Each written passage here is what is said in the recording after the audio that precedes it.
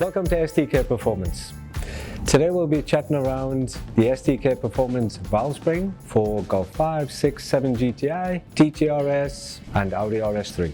We have a single valve spring, which is an uprated valve spring, 75 pounds of pressure at seating distance.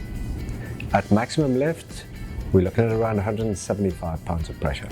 So it's quite an upgrade on the higher end.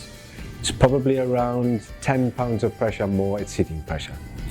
So based on the single spring versus the dual valve spring, it pretty much has the same capability from the material specification that we use for this type of product.